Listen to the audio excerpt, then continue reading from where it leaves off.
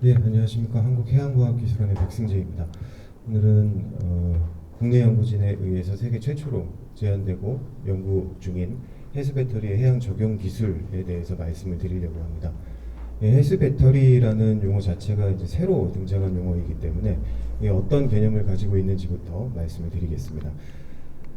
좌측에 있는 그림이 기존 배터리라고 볼 수 있는 리튬이온 배터리 그림이고요. 우측에는 저희들이 제안해서 개발 중인 해수 배터리 컨셉입니다. 좌측에 있는 것처럼 모든 배터리는 상식선에서 양극, 음극, 플러스, 마이너스 이렇게 두 가지로 구성이 되어 있습니다. 그런데 해수 배터리는 우측 그림처럼 양극을 바닷물로 대체합니다. 기존 배터리는 양극, 음극 두 개가 있었는데 해수 배터리는 바닷물로 둘 중에 하나를 대체합니다. 이 두 개가 있던 게 하나만 있으면 됩니다. 이게 의미하는 바는 크기나 무게가 반으로 준다. 크기나 무게를 그대로 유지시키면 반대로 용량을 두 배로 늘릴 수 있다라는 장점을 가지고 있습니다. 우측 그림에 보이는 것처럼 바닷물에 존재하는 나트륨 이온을 선택적으로 투과하면서 화학작용을 통해서 충방전 과정을 거치게 되는데요. 기존 배터리는 양극과 음극이 전해액을 사이에 두고서 한 패키지 안에 들어있기 때문에 충격에 의해서 폭발 위험성이 있습니다. 반면 지금 보고 계시는 해수 배터리의 경우에는 폭발 위험성이 없다는 장점이 있고요. 그리고 휴대폰 처음 샀을 때는 아침에 충전하고 나오면 한 이틀도 가는데 몇 년 쓰다 보면 아침에 들고 나왔는데 점심때쯤이면 배터리가 없다고 그러죠. 전자 이동하는 효율이 떨어져서 그럽니다. 근데 그림처럼 바닷물에 사실상 무한하게 존재하는 나트륨 이온을 투과시키면서 충전하기 때문에 충방전하는 그 효율이 떨어지지 않는다. 다시 말하면 수명이 이론적으로 무한하다라고 볼 수 있습니다. 그리고 하단에 보시면 기존 리튬이온 배터리의 그 코스트 브레이크다운을 해놨는데요. 양극 리튬을 구성하는 데 가격 포션이 제일 높습니다. 그래서 하나를 없앰으로 인해서 가격 절감 효과도 있을 수 있고요. 그리고 우리나라는 리튬을 전량 수입에 의존하고 있기 때문에 기술 독립성 측면에서도 의의가 있다고 볼 수 있습니다. 그리고 부가 기능도 몇 가지가 있습니다. 이 우측 그림 한번 보시면 바닷물에 있는 나트륨 이온을 빼면서 충전을 합니다. 바닷물에서 나트륨이 빠지면 바닷물은 담수가 됩니다. 그래서 충방전을 해주면 부가 기능으로 담수를 얻을 수 있다는 장점이 있고요. 방전하는 시점이 되면 바닷물에 존재하는 CO2 이산화탄소를 흡수하면서 소디움 카보네이트 가루가 밑에 좀 떨어집니다. 이 가루가 뭐 비싼 건 아닌데요. 이 가루를 갖다가 화장품 업체 같은 데 팔 수도 있고요. 더 중요한 건 바닷물에 있는 CO2를 흡수한다. 환경적으로 문제가 되고 있는 해양산성화 등등을 위해서 바다에다 CCS를 짓는 연구들이 진행되고 있는데 얘는 그냥 충방전만 해주면 부가 기능으로 바닷물에 있는 CO2를 포집할 수 있다는 장점이 부가 기능입니다. 그래서 요약하면 기존의 배터리는 플러스 마이너스 양극 음극 두 개가 있었습니다. 이거는 좌상단에 있는 코인셀처럼 조그만 것부터 반시계 방향으로 보조 배터리, 휴대폰 배터리, 차량용 배터리, ESS에 들어가는 모든 배터리가 마찬가지입니다. 그런데 해수 배터리의 경우에는 이제 하나만 있으면 됩니다. 둘 중에 하나만요. 요게 우리나라 연구진에 의해서 소재부터 개발돼서 이제 실제 해양에 적용하는 단계를 거치고 있는데요. 기존에 이제 소재를 개발하면서 개발에 치중하다 보니까 이름이 해수 배터리인데 바닷물에 퐁당 담글 수 없는 상황이었습니다. 그래서 우측에 나열한 것처럼 해수에 완전 노출하거나 과충 가방 방지, 전기전자 쪽에서는 배터리 매니지먼트 시스템이라고 부르는 BMS도 무지했었고요. 그리고 결함이 있는 셀을 체크하거나 교체하는 것도 좀 어려웠습니다. 그래서 이걸 실제로 바다에 쓸 수 있는 형태로 만드는 일들을 2017년도부터 진행을 했고요.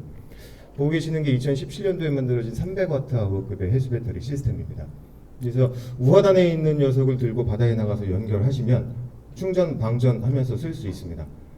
손바닥만한 해수 배터리 셀 100개가 저 안에 들어있는데요. 이 손바닥 하나의 용량이 흔히 쓰시는 샤오미 보조 배터리에 준하는 용량을 가지고 있습니다.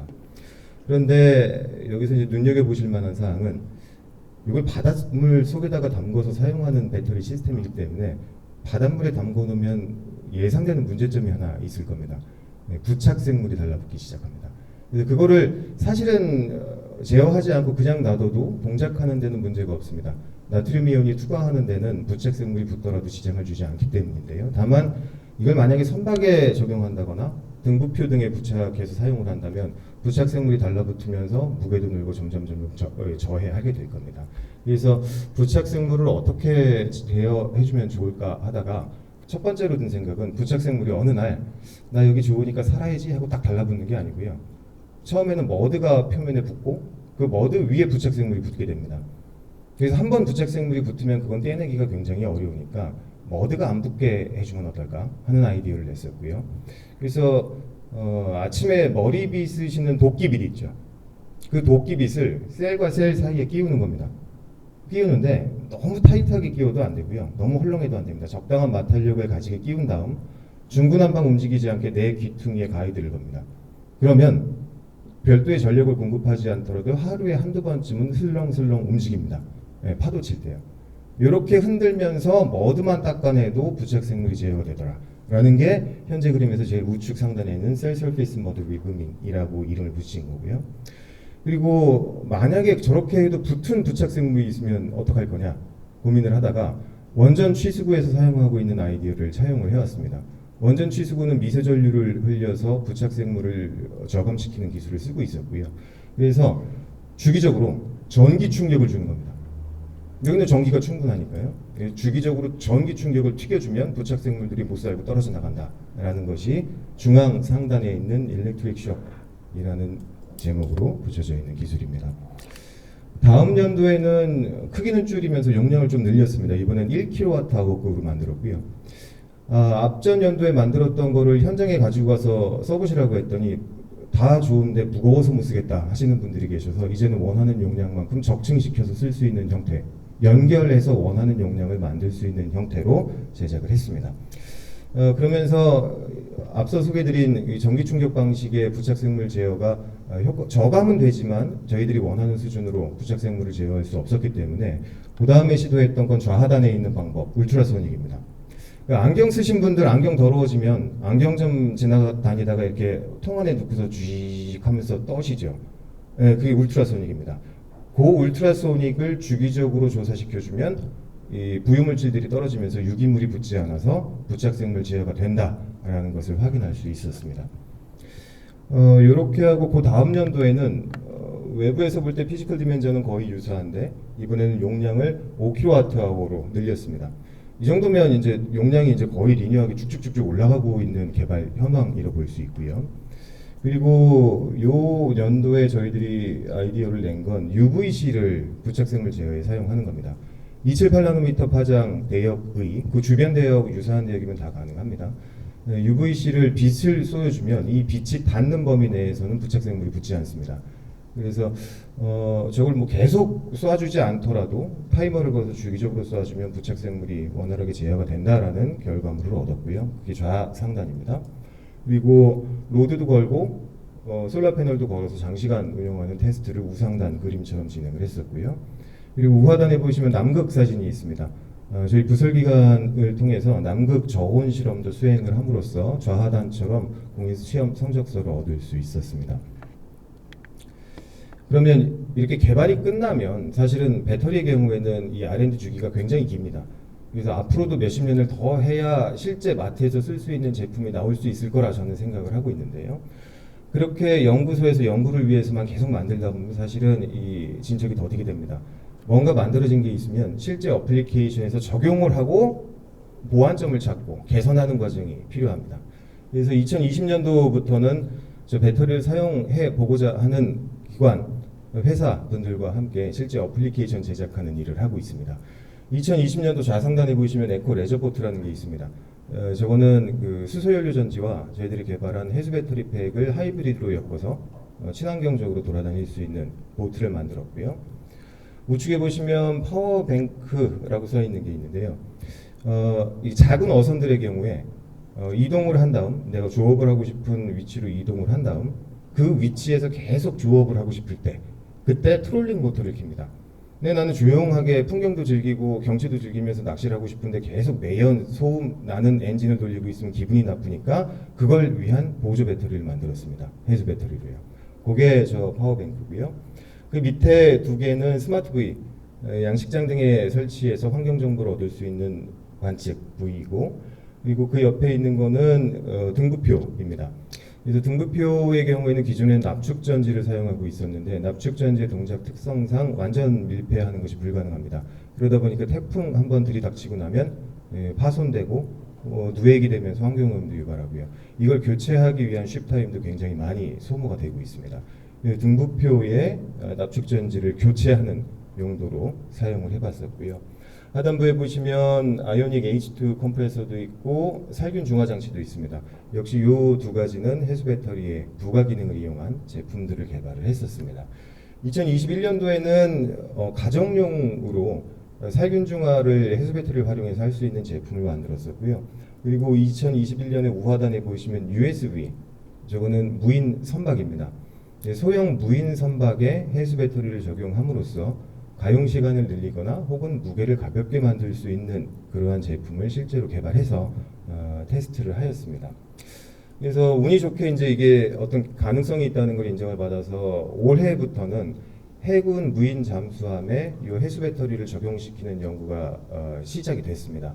그리고 나면 좀 더 높은 신뢰성을 얻고 연구 개발을 통해서 실제 돈 주고 마트에서 살 수 있는 수준까지 기술력을 끌어올리는 걸 목표로 하고 있습니다. 이걸 어디다 쓸 수 있을까 생각을 해본다면 사실 배터리로 구동되는 모든 해양 장비에 적용이 가능합니다. 그런 것 외에도 ESS에 적용하면 어떨까 하는 것이 저희들의 생각입니다. 요즘 뉴스에 ESS에 화재 났다고 많이 나오죠. 네, 애시당초에 ESS를 바닷가에 짓고 오늘 소개드리는 해수 배터리로 구축을 하면 안 터져요 ESS가 나올 수 있습니다. 그리고 하단에 보이는 것처럼 스마트 부위나 스마트 구명 조끼 등등에 적용함으로써 보다 편리하게 혹은 수명을 늘린 그런 제품이 나올 수 있을 거라 생각을 합니다. 그래서 요약해서 적용 분야를 말씀드리면 소형 비콘과 같은 좌상단 그림. 저거는 조난자가 물에 빠졌는데 언제 어디서 어떻게 이걸 긴급하게 누르고 있겠어요. 물에 닿으면 작동이 시작되는 해수 배터리를 적용함으로써 훨씬 유용성을 높일 수 있을 거라 보고요. 그 밑에 있는 그림은 바다에서 사용 가능한 드론입니다. 해양 로봇들, AUV, USB, 글라이더 등등의 온갖 해양 로봇에 적용함으로써 로봇들의 가용 시간을 늘리거나 좀 더 작게 만들 수 있다고 생각을 하고요. 그리고 앞서 소개드린 등급표 외에도 전 세계 바다에는 관측용, 통신용 부위들이 수만 개가 떠 있습니다. 이 수만 개 떠 있는 부위들이 납축 전지를 사용하고 있기 때문에 교체를 위해서 소비해야 되는 쉽타임 돈이 어마어마합니다. 이걸 교체함으로써 경제적인 효과를 볼 수 있으리라 생각을 하고요.